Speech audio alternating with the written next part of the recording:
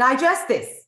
Two 19-year-old Stanford University students drop out of college to deliver groceries to people in minutes.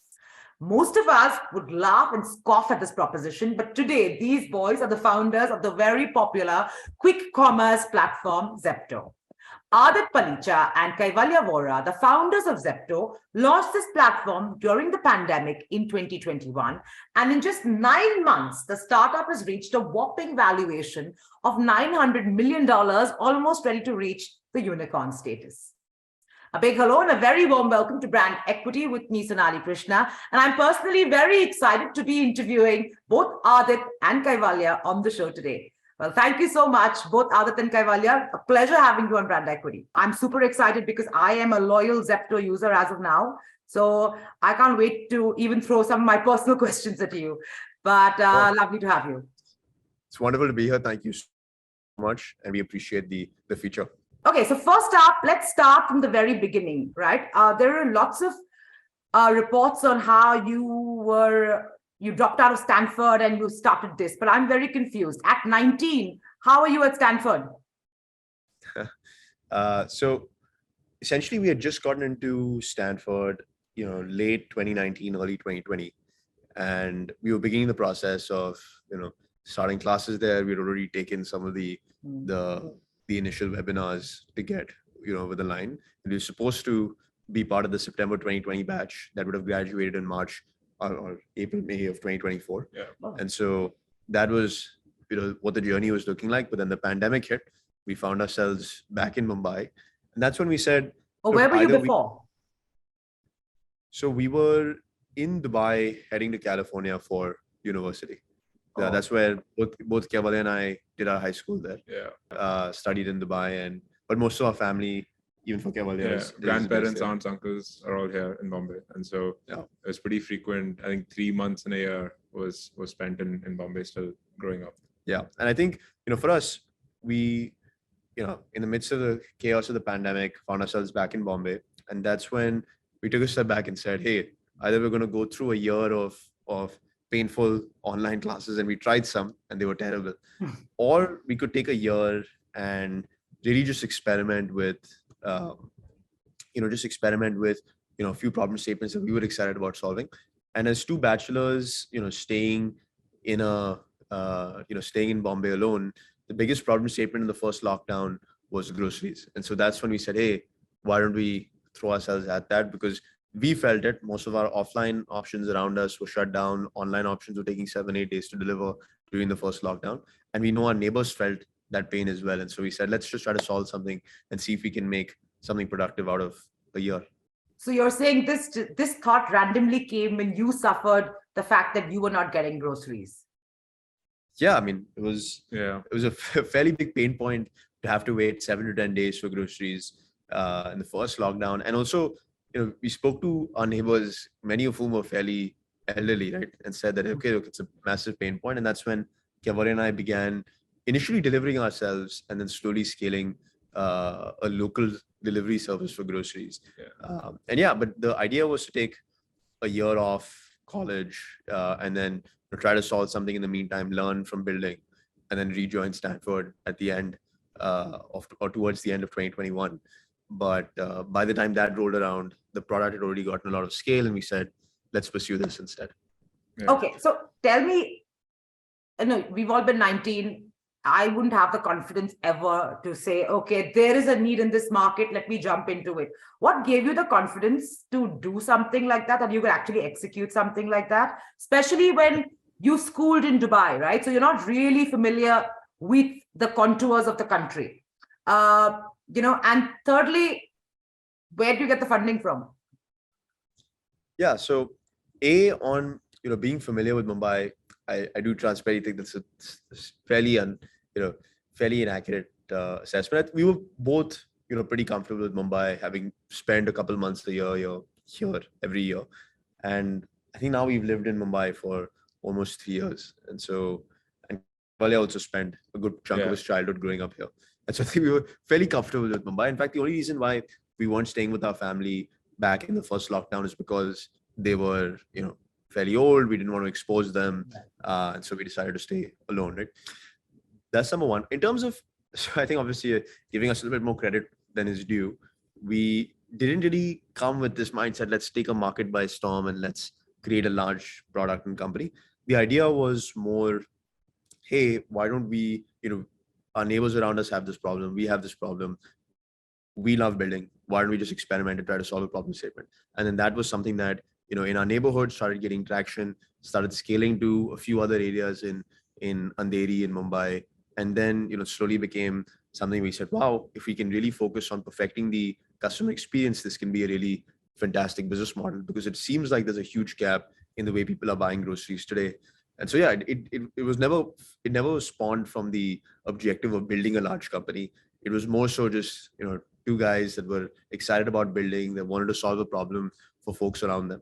And that eventually snowballed into a pretty exciting product. And so yeah, that was the journey. Yeah, and on the question on the fundraising side, so we initially started off by just building a basic app ourselves and then giving it to people in our neighborhoods, which didn't cost anything, and delivering the orders ourselves, right? Like Wow. Adit said, getting into an auto rickshaw, picking up bags of groceries, going around to our neighbors and handing them over.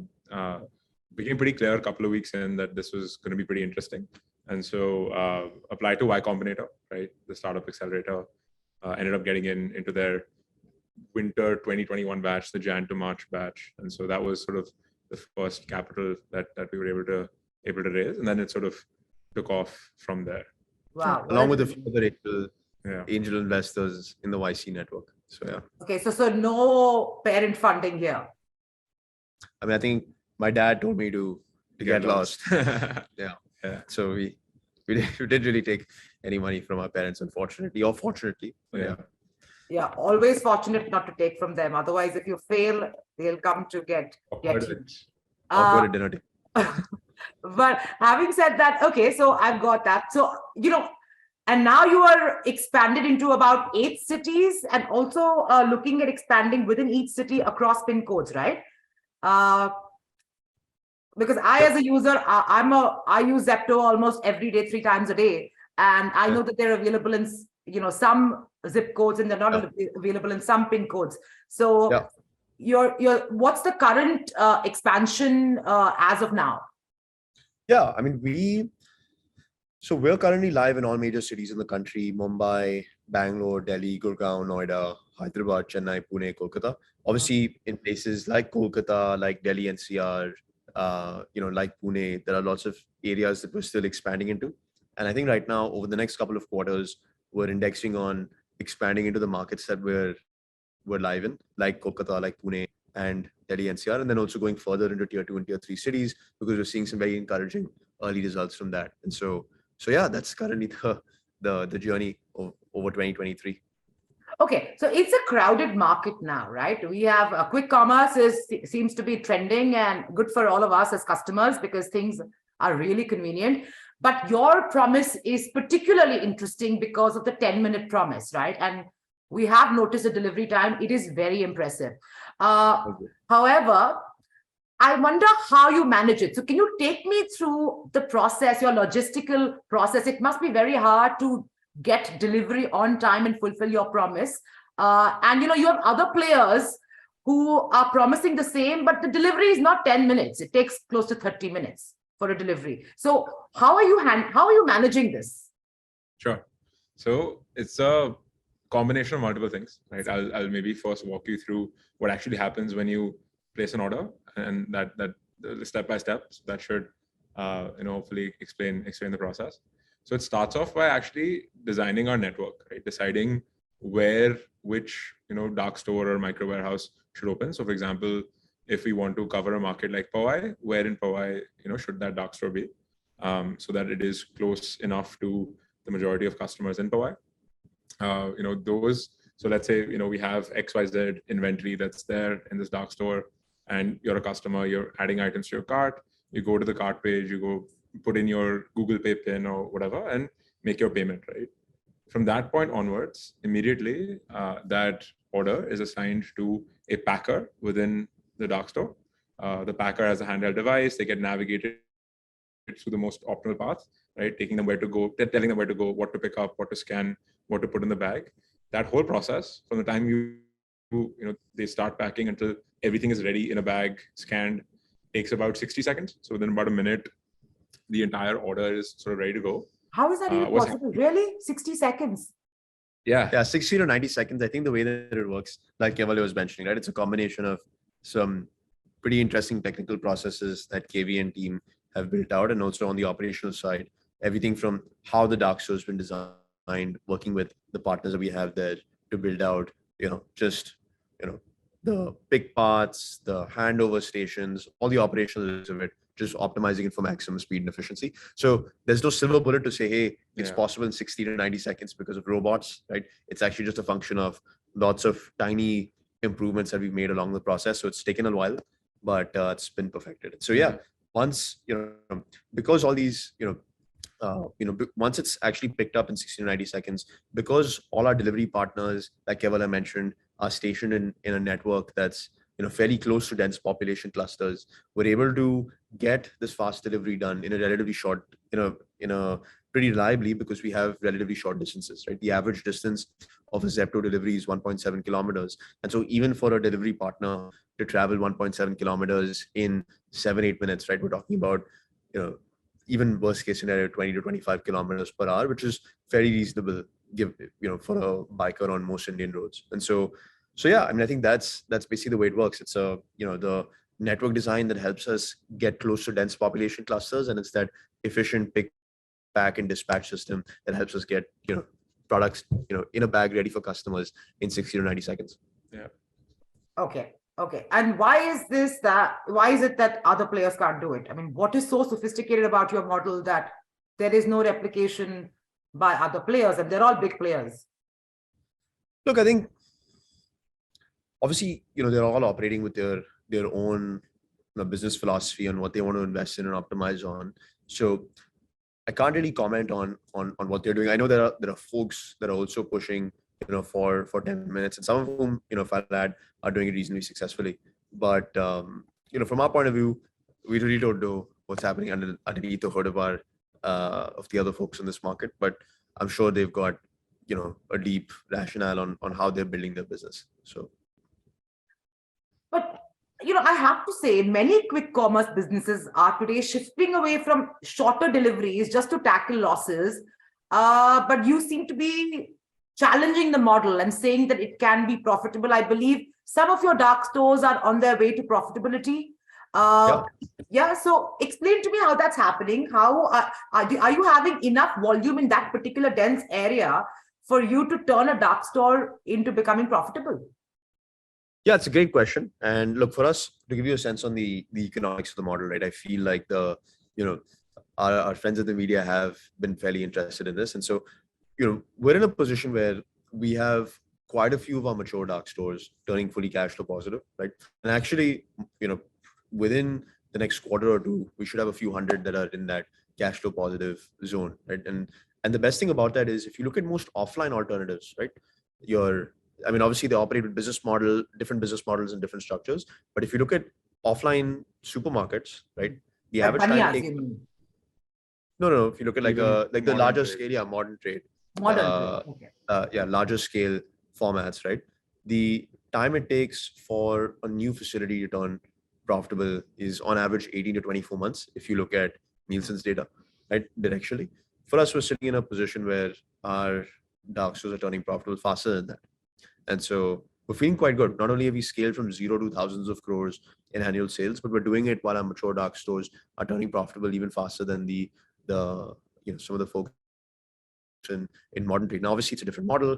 We work with partners to set up our network of dark stores that deliver to customers. They have a different offline model. Physical stores. Yeah, walk-in physical stores. But the validation is there, right, to say if the offline format of grocery is a fairly established business model, and we're turning our business profitable faster than their benchmarks, then that bodes well for our long-term unit economics, right? And so we're quite excited about that trajectory. And on how that's happening, see, this is a very complex business, right? It requires a lot of operational discipline, a lot of rigor, right? And for us, across every line item, be it delivery cost, the throughput that we get per square foot, the wastage that we have and our forecasting accuracy in our MAPE, to the sourcing efficiency that we have on the back end, right? Everything across the board has been thoroughly optimized, right? We've got, folks on our leadership team that are significantly, more intelligent, smarter than us. Much smarter than we are. And they've built out one of the best, I feel, one of the best supply chains in a fairly short period of time. That's giving us a lot of operating leverage on our back end. And on top of that, there are these new categories that we've started introducing, like Zepto Cafe, which is like coffee and tea along with your groceries. That's really adding to the bottom line, right? And so those are some of the tailwinds that are pushing us to the profitability threshold. And frankly speaking, if you look at the benchmarks that we have, although there's a lot of noise on the profitability piece in this industry, we're feeling quite good about where things stand right now. So I'll just double click on one of the things that Adit talked about, which is on the leadership team and more generally just the folks that are here at Zepto. And I think that 99% of the credit is sort of there. I think we were able to hire very early. We were able to hire a lot of people who have been there and done that, built specific parts of the business before, right, at other large organizations at scale, that were able to avoid the mistakes they've made before and hit the ground running here and set things up right from the get-go. And so I think that really laid down a pretty strong foundation, specifically on the economics front of the business. But taking a cue from what you're saying, that you've gotten people, like really experienced, skilled, talented people to help you out. Did you find it tough to convince experienced professionals to join you, given your age? I mean, was that a hiccup? Because a lot of people would be like, oh, my boss is like a 19-year-old or a 20-year-old, right? Does that bode well? Yeah, again, very, very fair question, right? And for us, to give you a sense, so I think we found folks that are not only, talented and, have got the experience that we need in a space like ours, and most of them come with decades of experience. But we also found folks that are in love with the startup journey, right? Love building, love the 0 to 1 process. And B, we found folks that are very substance oriented, right? And so, for the people that we've got on board, they don't respect, how old someone is, how much money they make, how many. They're not ages. Yeah. They don't care about any of that, right? What they care about is, am I speaking to someone that has the right principles of building the business? And is this person able to add a substantial value to the conversation that I would not have been able to add? And I think the dynamic that we have with our leadership team lets us express that, right? Where we're in a position where the leadership team comes with decades of experience and helps us accelerate the learning curve, but that also comes with baggage, right? Because what we're trying to do is something very different from what most large scale businesses in our space have been able to achieve. We come in with a little bit of a first principles approach on sans baggage, trying to figure out, hey, can we do this differently? Why does this process have to be done? Right? It doesn't need to be done the same way just because XYZ company has done it for decades this way, right? And so I think that dynamic of having respect for them and the substance they add, and having respect for the substance that we add, first principles, I think that's really built a good dynamic within the leadership team. Yeah. The other thing there is that I think a lot of the early hiring, the first 10, 15, 20 people, was also partly a self-selection thing, right? Because people that were relatively comfortable working at large organizations, but were willing to take that risk and were crazy enough at that point to come and join. That level of craziness is exactly sort of what we needed, back then to get the business going. So it was a bit of self-selection in that hiring process as well. Okay, fair enough. I'm curious to know, and my understanding would be, and correct me if I'm wrong, that your platform initially is most popular among Gen Z and millennials. But is it being now slowly adopted by a wider range of customer cohorts? Look, our average customer is fairly female and relatively older, right? Obviously, older in the sense, define it. I mean, it varies definitely by cohort to cohort, but we have a huge cohort of women that are in their 30s to 40s, what we call the young mom cohort. But yeah, I mean, that's one of the reasons why a lot of fresh products are bought on Zepto. One of the reasons why you'll find a lot of baby care products that are now starting to be bought on Zepto. And so, yeah, I mean, we have that base of customers. Really, I think the average age of a customer on our platform, although we don't collect that data, what we've done when we do dipsticks is, in their 30s, potentially even early 40s in many cases. Sure, we have the early Young crowd 20s, the yeah. bachelors, etc. And yeah, there is a fairly heavy split of male. In fact, it varies. Like sometimes it's 50-50. But the average customer on the platform right now is definitely older than we are. Much older. Of course, no doubt about that. And, the other day I was looking at the app and I saw you have new additions, such as you have a whole bar section, right? Where I can actually order glasses, I can order, wine corks, I can order lots of things, which is very interesting. I've not seen it before. Why would you, what was your rationale to get into all of that? And they're not cheap brands. I saw some pretty reputed brands, on board. I was wondering how that's working, and if there was enough demand for you to launch something like this, because it would mean you have to store it in your warehouse. Yeah. So I think the next part of the growth story, right? Obviously, while you can keep launching in new neighborhoods and getting more customers, I think one of the other things that we're investing quite a lot in is getting customers to start buying stuff in newer categories, right? Everything from, like Adit talked about, Zepto Cafe, to even things like battery packs and phone chargers, or things that you might need around the house, like glasses or pillow covers and socks and mosquito rackets, because that's what people need. That's what people buy. Yeah. Right. Sure, you might be buying a potato or an onion or a tomato more frequently, but these are things that when you need, right, pretty quickly. And so we've been able to figure out how to store these in an efficient manner, right, in a way that our throughput per square foot, which is a pretty important retail metric, is still managed in a great way, but still able to offer a really wide assortment. I think the unique number of products on the platform that a customer has access to today has doubled in the last 4 months, roughly. Yep. Right. And yeah, I mean, and you're absolutely right. And I think the thought process for us is, how can we build an assortment that gets customers what they need relatively quickly, but also goes beyond just the facets of grocery, right? What do people need to get through their daily lives? And if that means you're having a party and you need glasses, and a cocktail shaker or a cocktail shaker, that's something that people buy, right? I'll give you another example. The night before Diwali, we had a huge spike in poker sets, right? Wow, you said poker sets. Yeah, we sell poker sets. Oh, I didn't know that. Wow. So we have everything from your potatoes and onions and your cabbage to the dals and atas and chips and drinks, all the way to poker sets and utensils, right? The idea is everything and anything, whether it's entertainment, taking care of your kids, cooking, and many more things that get done at home. How do we just be a partner to our customers and getting that done as fast as possible and as easily as possible? Because the one thing that we understand about most of our customers is that they have a to-do list. Getting that checkbox done as fast as possible on that to-do list item is just satisfying, right? If you're buying groceries and you placed an order and it's coming in 1 day or 2 days, that buy groceries line item on the to-do list, it doesn't get checked, right? Yeah. And it's just painful. So that's the way that we try to operate. Okay, two rejoinders to that. One is, I see your expansion slowly and across categories we've not seen before, at least on quick commerce.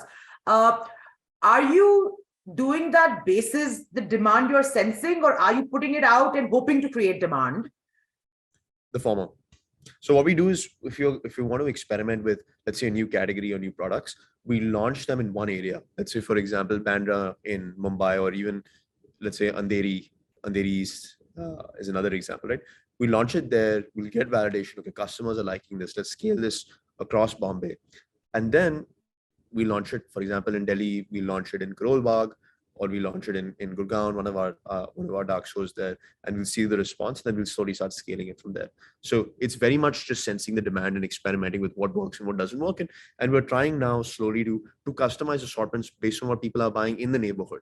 So what you see in your neighborhood might be different from what your friend sees in another neighborhood based on what people are buying. That's sort of what we're trying to move into over the next couple of months. And on the point of validating demand, there are multiple sources from where we get ideas on what categories or what products we should be experimenting with. For example, what are people searching for but are not able to find, right?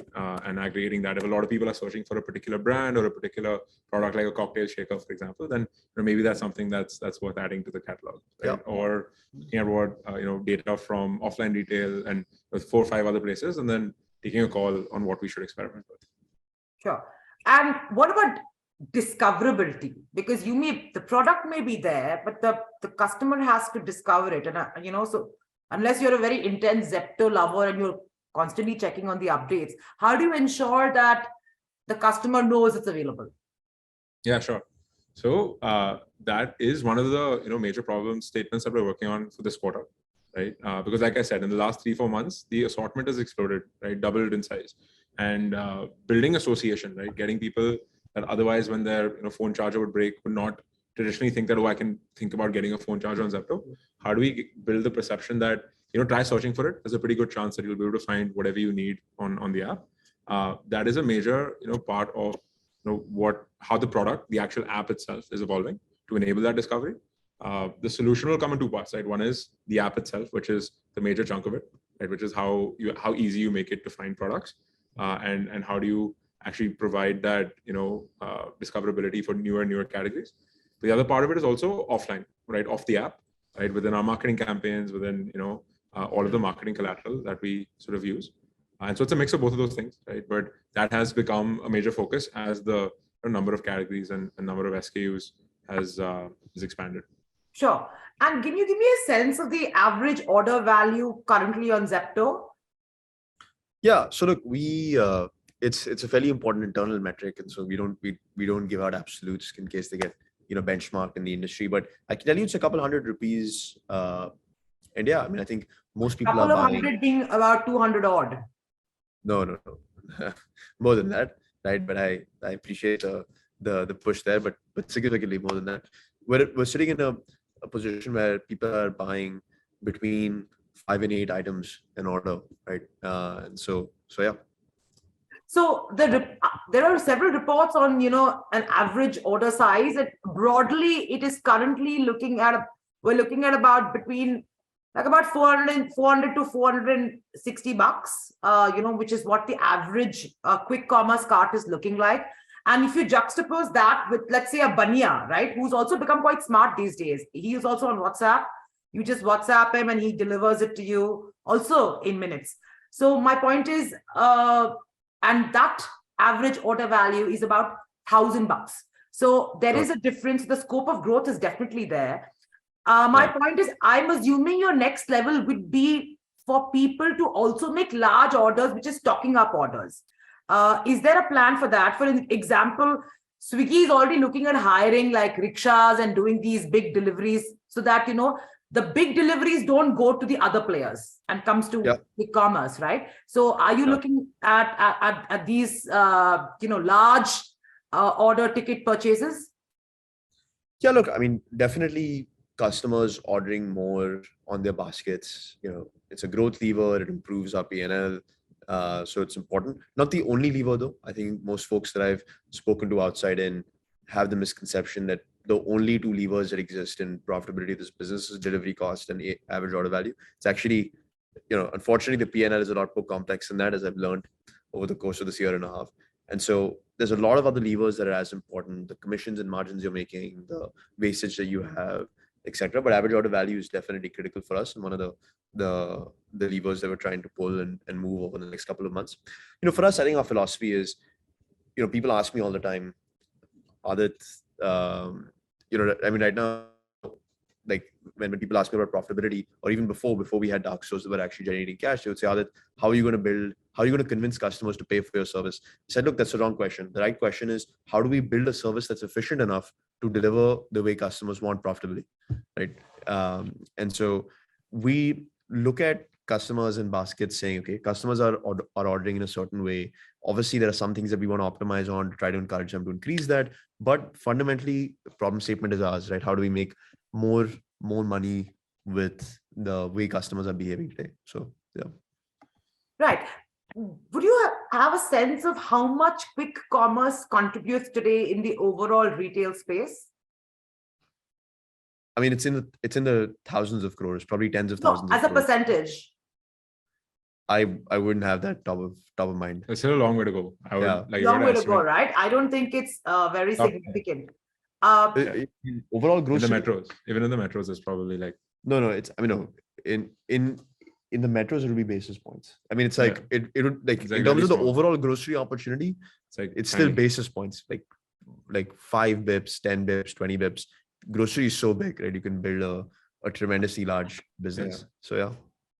Let's talk about something that Indians love, right? Which is, and they do it with a lot of passion, fresh fruits and vegetables, which seems to be a big category across all quick commerce platforms. The experience of buying fresh fruits and vegetables from a quick commerce platform such as yours versus going to, let's say, the vegetable vendor where the image is that that is fresh, right?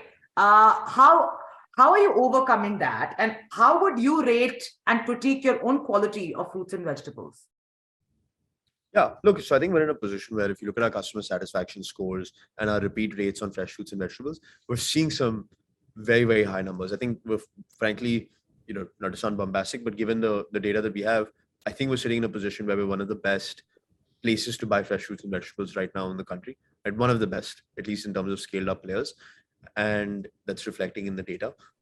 There's a lot of investment that we've made, everything from keeping fresh fruits and vegetables in the right temperature controlled environment as they're being transported, to improving the whole handling experience, how delivery partners transport fresh fruits and vegetables, and even the level of cutoff that we have. Let's say after a certain one day, or in 24 hours, 28 hours, we cut off that fresh fruits and vegetables and say, no, we need to give fresher stock to customers. All of that, I think the investments we've made there have really started paying off. And so if you look at our orders, a huge chunk of our orders have got fresh fruits and vegetables, not 5%, 10%. Sometimes it goes even to the majority of orders, right? And so we're sitting in this position where people are buying fresh fruits and vegetables from us quite a bit. And so we're just trying to double down on that category as a whole and continue to invest back into quality. Are we perfect? Definitely not, but I think we're really up there where we're starting to set a benchmark, at least in e-commerce, on fresh fruits and vegetables quality. In the next couple of months. So like you said, this whole trust issue about how people being used to touching, feeling, and so on when buying. A lot of work going in actually in the next couple of weeks to try to replicate that same experience through the app. So today, pretty much every fruit or vegetable that a customer buys on Zepto has been harvested on a farm literally 24 hours to 48 hours prior, right? And providing customers with that traceability, right, of where in India, which farm, which part of the state has this tomato that I'm buying come from, right, and how long ago, and so on, right? And providing that traceability to just give more comfort to customers that have never tried buying fruits and vegetables online before.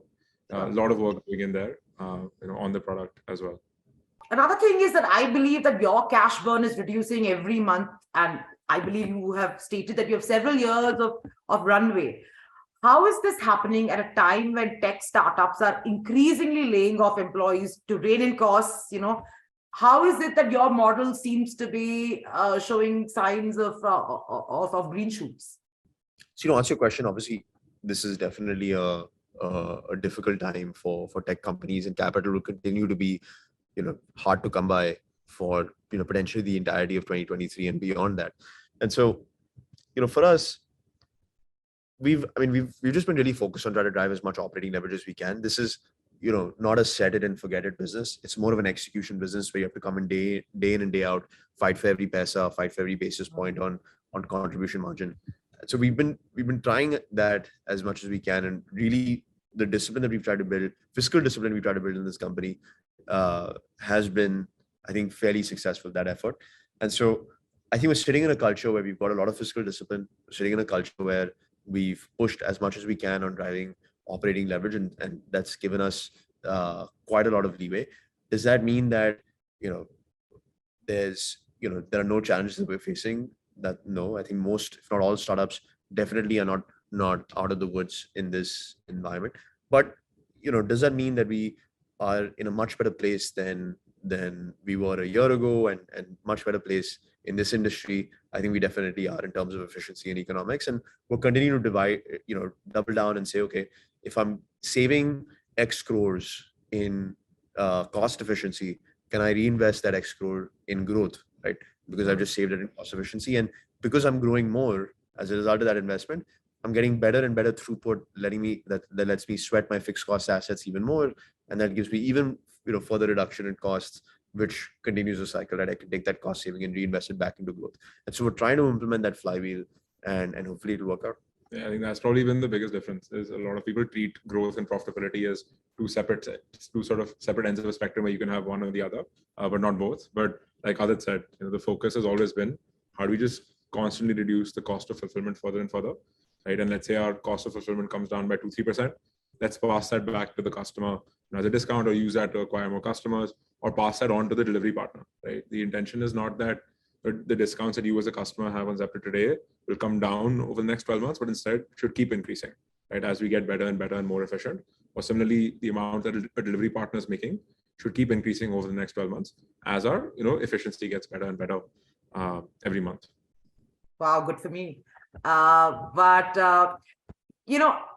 I've also noticed that there is no real loyalty program you're offering on Zepto at the moment, right? Is there a plan to do that? Yeah, we're working on it. Something's cooking. Yeah. See something. We're trying to do it in the best way we can. That's best for our customers. And so it's a time-taking process, but we're definitely working on it. What's it going to be called? A couple of names on the whiteboard. Okay, so we can expect it soon. Hopefully, yeah. Fingers crossed. Initially, you had mentioned that you are looking to enter tier 2 markets because it's looking like a very promising growth plan. What are your readings from the tier 2 markets? Are people ready to pay and get that, instant delivery, or are they of a different mindset? Yeah, look, I think the position that we're in is the cost to operate in tier 2 and tier 3 cities is much lower than it is to operate in tier 1 cities. And so we can actually afford to charge customers a lot less in tier 2 and tier 3 cities and still make the business work. So, yeah. I have one question, which is, now that you are, both touted as the youngest, richest Indians, and you've done rather well for yourself, your parents must be very proud. Are you looking to go back to college? No, I mean, we're definitely not going back to college. Yeah. And look, I think although you've been very generous with that, I think, and I speak for both Kevalia and I, we're in a position where we feel that there's genuinely a long way to go. And only until we build a long-term, enduring public company that's created some resilient shareholder value, we'll be able to seriously tell you that, hey, we are extremely successful. For now, we're just trying our best to make sure that outcome happens, but definitely a long way to go. Oh, so you're definitely looking at a public company. So you are looking at an IPO. Yeah, I hope that's the ambition. In the next couple of years, we would love to build a long-term public company. That's our objective. Okay. What does your family tell you now? Now that you're on the road, and you're running fast, and there's coverage all over, and people are using your product. What is the feedback now? Feedback, yeah, I think that's varied a lot since when we first decided to drop out versus today. But yeah, I think initially when we were first thinking about not going to college, there was a lot of alarmism that what the hell is wrong with you. But yeah, now I think mom and dad, I think I'll speak for Adit when I say this, both of our parents are pretty comfortable. I think now my mom is just like, at some point go back, get a degree so that they were able to find a wife and all that stuff. So now it's just a little bit more. But yeah, no, on the whole, I think everything in a good place. Yeah, everything's in a pretty good place.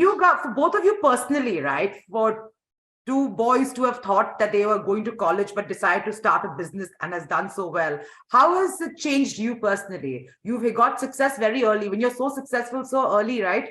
The going gets tough when you get older. Has that changed you as individuals? Again, I think there's a long way to go before both Kevalia and I would call ourselves successful. I think we really want to build a long-term, enduring public company, and there's a lot of work to get done. And so we don't really think today we can call up, put our heads up and say, hey, we've made it. I don't think so. There's a long way to go, but we're working hard to get to that outcome. In terms of how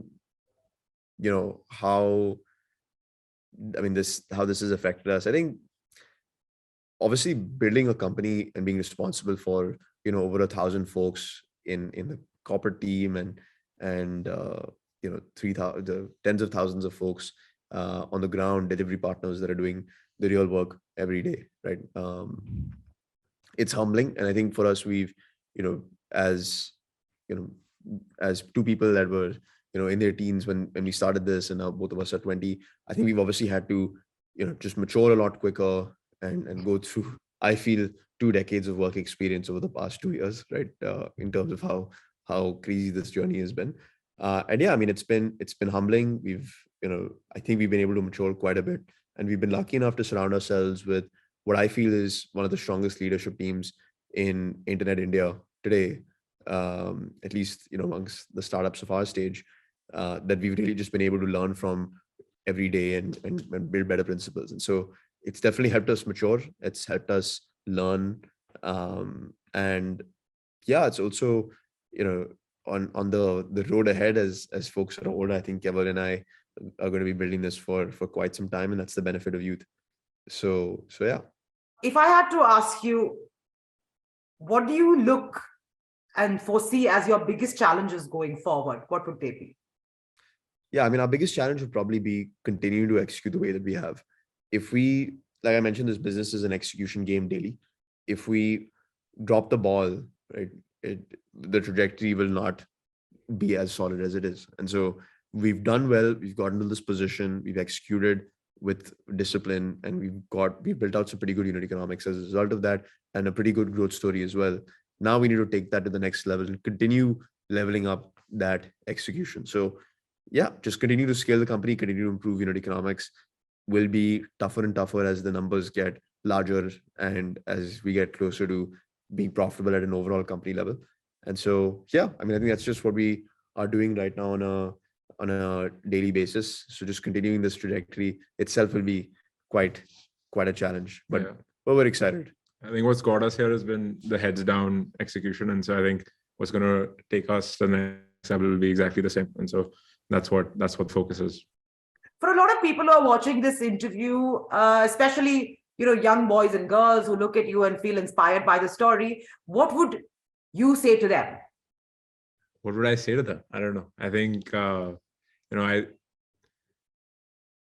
think that, I don't have any, gyan to give. Unfortunately, I think we've not been doing this a very long time. Maybe in another 5-10 years, when we speak again, at that point, I'll have, some, good advice. Wisdom, yeah. Right now, I think, enjoy yourself. I think that's what we've been. That's the one thing that I think we've been able to do, is that every day for us has been just very different to the previous one, constantly for the last year and a half, and so that's what keeps us excited. And so I think as long as people are able to find stuff that keeps them on their toes and keeps them excited and growing and learning, right? That's generally means you're in a pretty good place. And so right now that's the best I have, but maybe in a couple of years when we speak again, I'll have some more gyan to share. Yeah, I mean, I think I'll take a shot at it. I think right now, for most folks, if their idea is to start a business, right, just make sure you're building a business for the right reasons, because you can read the articles in the media and you can hear about these large valuations and the glitz and glamour, and it sounds exciting, but the reality is starting a business would be the hardest thing that you do in your life. And for us, especially in the early stages, to get this off the ground, the likelihood of failing was so high. And so to get through that, the glitz and glamour, if that's motivating you, it almost never is a strong enough motivator to get through the low lows of building a company in the early stages and getting to the level that we've been lucky enough to get to today. But if you're really just motivated about building, you love the product that you're trying to take forward, and you're excited about the journey, right? And you want to build a good business, that is a motivation that's more intrinsic and will probably take you forward some of the lower lows. Yeah. So that, and maybe, for people that are trying to start businesses, I think one of the things that we learned at Y Combinator also that was pretty helpful, which I'll share, is that finding a co-founder is pretty important. I think someone that has the similar values to you, right? Because like Adit said, the highs are super high, but the lows are super low, right? Oh. And so that's always helpful. Fair enough. I think in this space of quick commerce, there are a lot of Goliaths, but I wish you, Davids, all the very best as you try and, become profitable and, of course, give us a better and better experience. I'm very happy with Zepto currently, personally, as a customer, I have to say that. So thank you for making my life easier. And all the very best. And I hope to chat with you very soon as there are new developments at Zepto. Thank you so much. Absolutely, Thank you so Sonali, much. and thank you so much for being a customer. We appreciate it. Thanks.